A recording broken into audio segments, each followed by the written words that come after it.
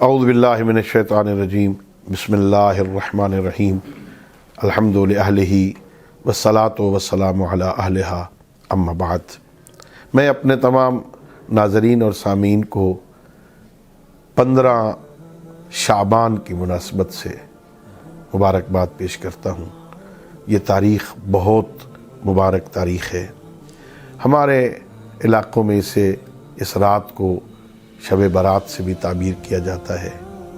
یہ رات لیلۃ القدر کے بعد، ہمارے معصومین فرماتے ہیں لیلۃ القدر کے بعد سب سے عظیم رات یہ شب نیمہ شعبان ہے۔ اس رات کو بھی اعمال نامے مرتب ہوتے ہیں، پیش کیے جاتے ہیں، آئندہ سال کی تقدیر لکھی جاتی ہے، کیا لینا ہے، کیا دینا ہے، کیا عطا کرنا ہے بندوں کو۔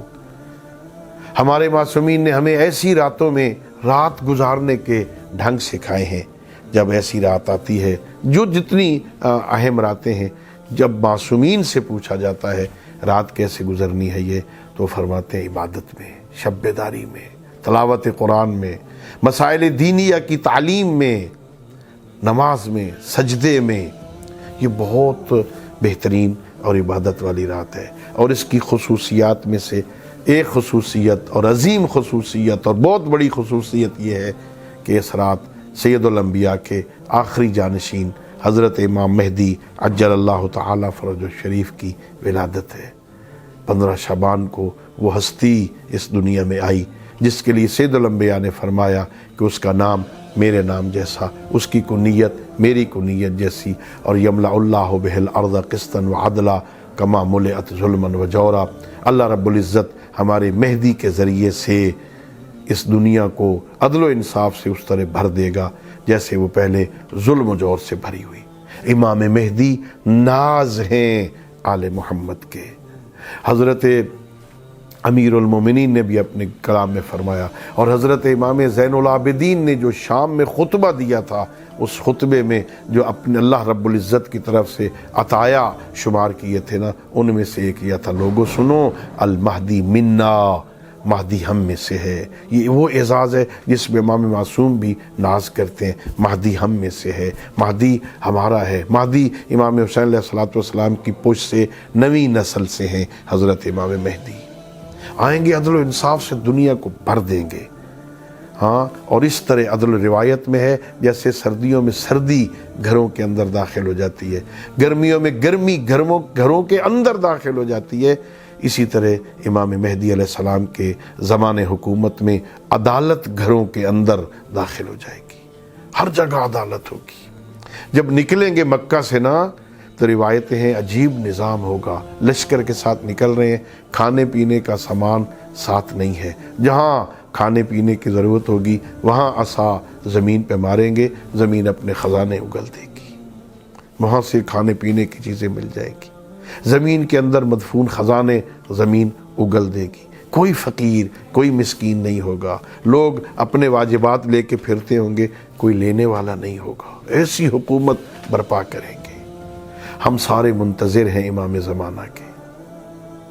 انتظار کا معنی ہم پر ایک الزام ہوتا ہے، لوگ مخالفین بات کرتے ہیں آپ تو انتظار میں ہیں۔ انتظار کا معنی بندگان خدا ہاتھ پہ ہاتھ رکھ کے بیٹھنا نہیں ہے، انتظار کا معنی فارغ بیٹھنا نہیں ہے۔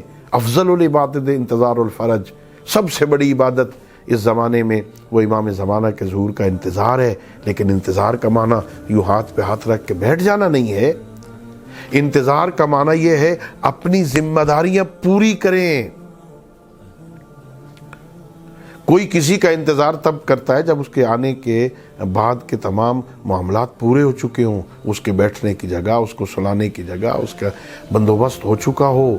امام زمانہ کا انتظار کرنے کا مطلب یہ ہے کہ ہم اپنی ذمہ داریاں پوری کر چکے ہیں، اب ان کا انتظار کر رہے ہیں، اپنے آپ کو تیار کرنا ہے ان کے لشکر کے لیے۔ انہیں لشکر چاہیے، انہیں مجاہد چاہیے، انہوں نے دنیا میں انقلاب برپا کرنا ہے، عالمی انقلاب، انہیں لشکر چاہیے، ان کا مجاہد لشکری بننے کے لیے کوشش کرنی چاہیے، اور ان کے لشکر میں متقی ہونے چاہیے، متقی افراد کی ضرورت ہے، نیکوکار لوگوں کی ضرورت ہے، اچھے کردار والے لوگوں کی ضرورت ہے۔ امام زمانہ علیہ الصلوۃ والسلام کے لشکر میں نیک اور صلحاء لوگ بھرتی ہوں گے۔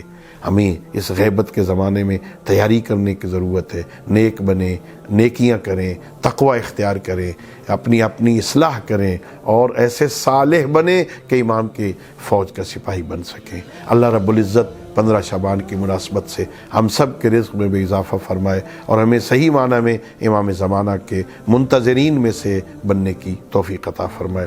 وآخر دعوانا ان الحمد للہ رب العالمین۔